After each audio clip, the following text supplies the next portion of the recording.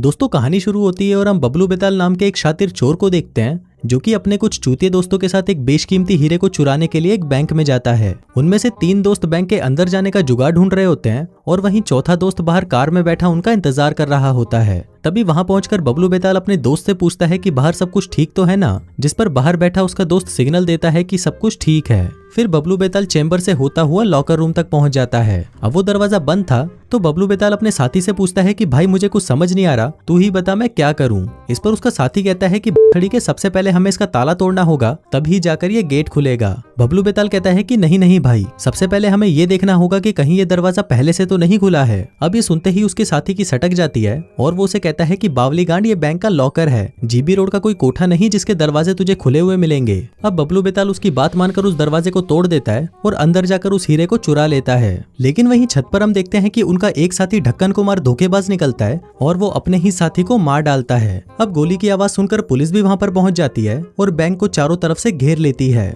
उधर बबलू बेताल जैसे तैसे पुलिस से बचता हुआ बैंक की छत पर आ जाता है, लेकिन छत पर ढक्कन कुमार पहले से ही उसका इंतजार कर रहा था, जिसके बाद वो बबलू बेताल की गांड तोड़कर उससे वो हीरा छीन लेता है। लेकिन इसी दौरान पुलिस भी हेलीकॉप्टर से वहां पर पहुंच जाती है, जिससे बचने के लिए वो दोनों एक रस्सी से लटककर एक अंडर कंस्ट्रक्शन बिल्डिंग के अंदर चले जाते हैं। उधर पुलिस भी उनको ढूंढते हुए वहां पर पहुंच जाती है और उनको देखते ही ढक्कन कुमार चुपचाप वहां से निकल लेता है। लेकिन वहीं बबलू बेताल उस बिल्डिंग में फंस चुका था, इसलिए वो एक वेंटिलेशन चैम्बर के अंदर जाता है और उस हीरे को वहीं छुपा देता है, जिसके बाद वो खुद को पुलिस के हवाले कर देता है और कहता है कि वो हीरा तो मेरा साथी ढक्कन कुमार ले गया और मेरे पास कुछ भी नहीं है। अब उसके इस जुर्म के लिए बबलू बेताल को 2 साल की सजा सुनाई जाती है और 2 साल बाद जब वो जेल से बाहर आता है तो वो बहुत ज्यादा एक्साइटेड था, क्योंकि अब वो सीधा उस बिल्डिंग में जाकर उस हीरे को हथिया लेगा और अमीर हो जाएगा। वहीं बाहर निकलने के दौरान बबलू बेताल जेलर से कहता है कि यार 2 साल हो गए और अभी तक मैं मुट्ठ मारकर ही काम चला रहा हूँ, लेकिन अब मैं यहाँ से सीधा मुन्नी के कोठे पर जाऊंगा और वहाँ पर 2-4 को तो एक साथ ही लपेट दूंगा। जिसके बाद वो और भी बकवास करने लगता है, जैसे कि मेरा 6 इंच का है और मैं लगातार बिना रुके 3 शॉट आराम से ले सकता हूँ। अब उसकी ये बातें सुनकर जेलर के दिमाग का बछड़ा हो जाता है और वो उसे कहता है कि बछड़ी के अगर तू 2 मिनट के अंदर यहाँ से नहीं गया तो मैं तेरी गांड फाड़ दूंगा। फिर जेल से बाहर आते ही बबलू बेताल खुशी से पागल हो जाता है और जोर जोर से चिल्लाने लगता है कि बछड़ी वालों अब देखना, मैं वो हीरा बेचकर अंबानी से भी ज्यादा अमीर हो जाऊंगा, जिसके बाद मैं अंबानी को अपने घर पर नौकर रखूंगा। इसके बाद वो एक फूलों का गुलदस्ता लेकर अपनी गर्लफ्रेंड चूची मस्तानी के घर पहुंचता है, लेकिन जैसे ही घर का दरवाजा खुलता है वहां का नजारा देखकर उसकी फटकर 464 हो जाती है, क्योंकि जिस चूची मस्तानी का पिछवाड़ा छोटा और टाइट हुआ करता था वो अब एक 52 गज का प्लाट बन चुका है। अब ये देखकर बबलू बेताल कहता है कि बड़ी की ये क्या हो गया, कहीं तूने मुन्नी के कोठे पर काम करना तो शुरू नहीं कर दिया, क्योंकि मुझे अच्छे से याद है कि 2 साल पहले तो तुम बिल्कुल माल दिखा करती थी, लेकिन अब तुमको क्या हुआ, तुम एक भैंस कैसे बन गई। लेकिन फिर वो कहता है कि चलो कोई बात नहीं, मैं तुमको घोड़ी बनाकर भी बजा सकता हूँ, तो अब जल्दी से बताओ अभी घोड़ी बनोगी या बाद में। लेकिन तभी वो लड़की कहती है कि चूची मस्तानी जल्दी बाहर आ, कोई चूतिया यहाँ पर काफी देर से बकचोदियां पेल रहा है। अभी देखकर बबलू बेताल को पता चलता है कि जिसे वो चूची मस्तानी समझ रहा था वो तो उसके घर की नौकरानी थी और चूची मस्तानी तो अभी भी माल दिखा करती थी। अब उसे देखकर बबलू बेताल कहता है कि जाने मन 2 साल से मैं जेल में हाथ गाड़ी चलाकर परेशान हो गया हूँ, तो क्या आज रात को मैं तुम्हारा तबला बजा सकता हूँ। अब ये सुनते ही चूची मस्तानी उसके मुंह पर दरवाजा बंद कर देती है और खिड़की से उसे कहती है कि टोपे के बाल, तूने मुझे क्या कहा था, तू बैंक में काम करता है। जिस पर बबलू बेताल कहता है कि नहीं मेरी जान, मैंने तो ये बोला था कि मैं बैंक लूटने वाला हूँ। अब ये सुनकर चूची मस्तानी गुस्सा हो जाती है और उसे चूतिया बोलकर वहां से भगा देती है। इसके बाद बबलू बेताल अपना हीरा लेने के लिए उसी जगह पर पहुंचता है जहां पर उसने 2 साल पहले उसे छुपाया था, लेकिन वहां पहुंचकर वो देखता है कि वो अंडर कंस्ट्रक्शन बिल्डिंग अब एक पुलिस स्टेशन बन चुका है। अब ये देखकर उसकी फट जाती है, क्योंकि अगर वो पुलिस स्टेशन में चोरी करता हुआ पकड़ा गया तो सभी पुलिस वाले उसे वहीं दबोचकर उसकी गांड फाड़ देंगे। लेकिन अब कैसे भी करके उसे पुलिस स्टेशन के अंदर जाना ही था, इसलिए वो अपना हुलिया बदलकर एक पिज्जा डिलीवरी बॉय बनता है और पुलिस स्टेशन के अंदर चला जाता है।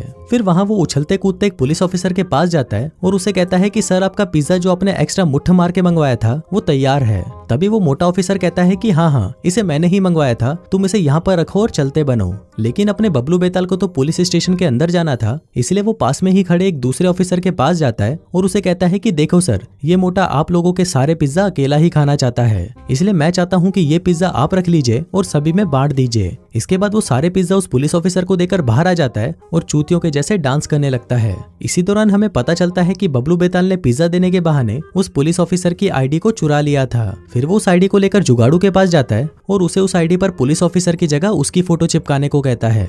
दरअसल वो ऐसा इसलिए करवा रहा था ताकि वो एक नकली डिटेक्टिव बनकर पुलिस स्टेशन के अंदर जाए और उस हीरे को वहां से चुरा लाए। इसके बाद वो रात को खूब सारी डिटेक्टिव वाली मूवीज देखकर खुद डिटेक्टिव बनने की प्रैक्टिस करने लगता है ताकि सभी उसे एक असली डिटेक्टिव समझें। जिसके बाद अगले ही दिन वो सूट बूट पहनकर उस पुलिस स्टेशन में पहुंच जाता है। यहाँ पर उसके हाव भाव से किसी को भी शक नहीं होता कि ये आदमी एक नकली डिटेक्टिव है। इसके बाद बबलू बेताल लेडीज टॉयलेट से होता हुआ उस वेंटिलेशन चैम्बर के अंदर जाने की कोशिश करने लगता है, लेकिन इसी दौरान वहां पर एक कैदी पुलिस वालों से भागता हुआ उस बाथरूम में घुस जाता है, जिसे देखते ही बबलू बेताल घबरा जाता है। लेकिन फिर जैसे तैसे करके वो उस चोर को मारकर वहीं पर बेहोश कर देता है। इसी दौरान पुलिस वाले भी उसकी आवाजें सुनकर वहां पर पहुंच जाते हैं और वहां पर उस चोर को बेहोश पड़ा हुआ देखकर वो लोग बबलू बेताल की बहुत तारीफ करते हैं। तभी एक सीनियर ऑफिसर उससे उसकी आइडेंटिटी पूछता है, जहां पर बबलू बेताल उसे एक नकली फाइल पकड़ा देता है जिसमें लिखा था कि बबलू बेताल इतना काबिल ऑफिसर है कि उसने अकेले ही पूरी दुनिया को थैनोस से बचाया था। अब ये देखकर सीनियर ऑफिसर उससे इंप्रेस हो जाता है और उसे बाहर फील्ड की ड्यूटी दे देता है, जिसमें गिल्लू गोबर नाम के एक ऑफिसर को उसका साथी बनाया जाता है।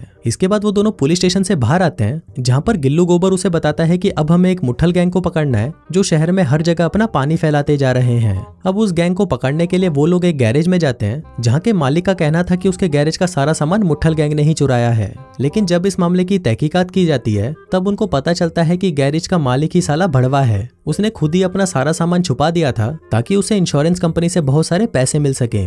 दरअसल बबलू बेताल बचपन से ही चोर था, तो उसे पता था कि गैरेज का मालिक झूठ बोल रहा है और इसी तरह वो इस केस को आसानी से सुलझा देता है। अब अपनी इस कामयाबी को सेलिब्रेट करने के लिए बबलू बेताल एक शॉपिंग मॉल में जाता है और वहां पर बैठकर चिप्स खाने लगता है। इसी दौरान उस शॉपिंग मॉल में एक चोर आकर कैश काउंटर से पैसे चुराने की कोशिश करने लगता है, लेकिन तभी पीछे से वहां पर बबलू बेताल आता है और उसे कहता है कि बोड़ी के सारा सामान यहीं पर रख और चलता बन। लेकिन जब वो चोर उसे अपना चेहरा दिखाता है तो उसे पता चलता है कि वो चोर तो उसका बेस्ट फ्रेंड काला गोटा था। अब काला गोटा उसे देखकर कहता है कि अबे चूतिए तू पुलिस वाला कैसे बन गया।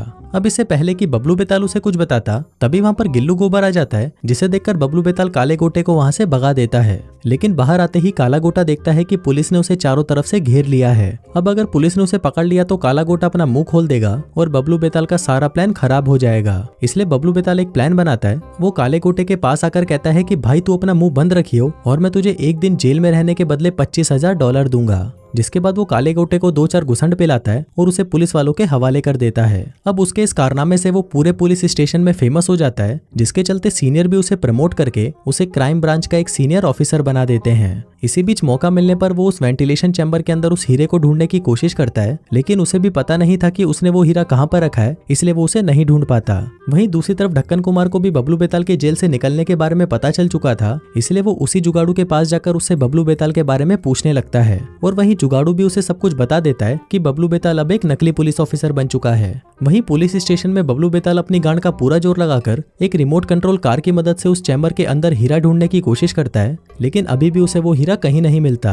फिर अगले दिन काला गोटा उसे अपने पास बुलाता है और उसे कहता है कि मुझे मेरे $50,000 कम मिलेंगे। लेकिन उसकी ये बातें बाहर बाकी के सारे पुलिस ऑफिसर भी सुन रहे थे, इसलिए बबलू बेताल काले गोटे का मुंह बंद कर देता है और उसे वहीं पर ही कुत्ते की तरह पीटने लगता है। लेकिन इसी दौरान वहां पर एक सरकारी वकील बेल लेकर पहुंच जाती है और वो काले गोटे को छुड़ाकर अपने साथ ले जाती है। इसके बाद गिल्लू गोबर बबलू बेताल के पास आता है और उसे कहता है कि सर मैंने आपके सारे डॉक्यूमेंट्स चेक किए हैं, लेकिन मुझे कहीं पर भी आपके बारे में कोई जानकारी नहीं मिली। तभी बबलू बेताल उसे कोने में ले जाकर कहता है कि अबे सुन तरीके, मैं एक बहुत ही भयानक अंडरकवर डिटेक्टिव हूँ और मैं एक बहुत ही खतरनाक मिशन पर हूँ, इसीलिए मैंने अपनी आइडेंटिटी को छुपा रखा है। इसलिए अगर तूने मेरे बारे में किसी को भी बताया तो मैं तुझे पुलिस ऑफिसर से सीधा मुन्नी के कोठे पर दल्ले के काम पर लगा दूंगा। फिर अगले सीन में हम देखते हैं कि बबलू बेताल गिल्लू गोबर के साथ एक स्मगलिंग के केस पर जाता है, जहां पर स्मगलर्स ने कुछ कीमती सामानों को चोरी किया हुआ था। वहीं पर FBI भी थी, जो कि बबलू बेताल को देखकर कहती है कि ये चूतिया सीनियर ऑफिसर कैसे बन गया। अब क्योंकि बबलू बेताल भी एक चोर था, इसलिए वो समझ जाता है कि ये स्मगलर सामान के बहाने उसमें ड्रग्स छुपाकर दूसरे देश ले जा रहे थे। जिसके बाद वो बड़ी ही आसानी से उन स्मगलर्स को पकड़ लेता है और सारा ड्रग्स पुलिस वालों को जब्त करवा देता है। इसके बाद जब वो फिर से वेंटिलेशन चैम्बर में उस हीरे को ढूंढने की कोशिश करता है तो इस बार फाइनली उसे वो हीरा मिल जाता है। अब वो उस हीरे को पाकर बहुत ज्यादा खुश होता है, लेकिन इसी दौरान वहां पर FBI वाले आ जाते हैं, जिसके कारण वो हीरा उसके हाथ से फिसलकर उस ड्रग्स से भरे हुए लॉट में चला जाता है। उधर FBI वाले उस ड्रग्स को टेस्टिंग के लिए ले जा रहे थे, लेकिन तभी बबलू बेताल उन्हें कहता है कि अगर उन्होंने इस ड्रग्स को उन स्मगलर्स के लीडर तक पहुंचा दिया तो वो उस खेल के मास्टरमाइंड को आसानी से पकड़ लेंगे। अब FBI वालों को भी उसका ये प्लान अच्छा लगता है, जिसके बाद वो उसे और एक ऑफिसर को एक गांजे से भरे हुए ट्रक में बिठाकर उसे उस लीडर के पास जाने के लिए कहते हैं। लेकिन फिर आधे रास्ते में ही बबलू बेताल उस ट्रक को रोक रोककर उस हीरे को वहां से निकालने की कोशिश करता है। अब उसे वो हीरा मिला ही था कि तभी वहां पर काला गोटा और ढक्कन कुमार भी पहुंच जाते हैं उस हीरे में से अपना हिस्सा लेने। तभी ढक्कन कुमार उसे बंदूक दिखाकर उससे वो हीरा हथिया लेता है, लेकिन तभी वहां पर स्मगलर्स का लीडर आ जाता है और वो उस ट्रक को सीधा अपने अड्डे पर ले जाता है। इसके बाद जब वो वहां पर उन तीनों को देखता है तो उसे उन पर शक होने लगता है कि जरूर ये लोग पुलिस के आदमी हैं। लेकिन वही बबलू बेताल उसे समझाने लगता है कि नहीं भाई, हम तो तेरे जैसे ही एक चोर हैं। लेकिन उस लीडर को उसकी बातों पर विश्वास नहीं होता। अब वो उनको टपकाने ही वाला होता है कि तभी वहां पर पुलिस वाले भी पहुंच जाते हैं और पुलिस और चोरों के बीच में गोलीबारी होना शुरू हो जाती है। अब लड़ाई के दौरान गिल्लू गोबर टपकने ही वाला था कि तभी बबलू बेताल आकर उसे बचा लेता है। वहीं दूसरी तरफ ढक्कन कुमार हीरा और ड्रग्स से भरे ट्रक को लेकर वहां से भागने लगता है, लेकिन वही बबलू बेताल के साथ साथ पुलिस वाले भी उसके पीछे पड़ जाते हैं। ढक्कन कुमार तेजी से मैक्सिको के बॉर्डर की तरफ बढ़ने लगता है, क्योंकि अगर वो यूएसए को छोड़कर मैक्सिको पहुंच गया तो यूएसए की पुलिस उसका कुछ नहीं उखाड़ पाएगी। उधर बॉर्डर पर खड़े ऑफिसर्स भी उसे रोकने की बहुत कोशिश करते हैं, लेकिन ढक्कन कुमार उस बॉर्डर को तोड़कर वहां से निकल जाता है। वहीं अपना बबलू बेताल उस हीरे को ऐसे कैसे जाने देने वाला था, इसलिए वो भी उसके पीछे पागल कुत्ते की तरह मैक्सिको आ जाता है, जिसके बाद वो उसके ट्रक को क्रैश करवाकर उससे वो हीरा लेकर उसे जान से मार डालता है। इसी दौरान वहां पर बाकी पुलिस वाले भी पहुंच जाते हैं, जिसके बाद एक सीनियर ऑफिसर उससे उसकी पहचान पूछता है, क्योंकि किसी को भी उसके बारे में कुछ पता नहीं था। तभी बबलू बेताल कहता है कि मैं यूएसए से नहीं बल्कि मैक्सिको से हूँ और मैं वहां पर एक बहुत ही बड़ा डिटेक्टिव हूँ। अब क्योंकि मेरा मिशन खत्म हो गया है, इसलिए मुझे मेरे देश में वापस जाना होगा। जो कहते कहते वो यूएस के बॉर्डर को पार करके मैक्सिको पहुंच जाता है। इसी दौरान वहां पर भागता हुआ गिल्लू गोबर आता है और उसे कहता है कि मुझे पता है कि तुम एक चोर हो, लेकिन मैंने ये किसी को इसलिए नहीं बताया क्योंकि तुमने मेरी जान बचाई थी। इसके बाद वो दोनों हाथ मिलाते हैं और बबलू बेताल अपने हीरे को लेकर मुस्कुराता हुआ वहां से निकल जाता है। और दोस्तों, इसी के साथ ही ये कहानी यहीं खत्म हो जाती है।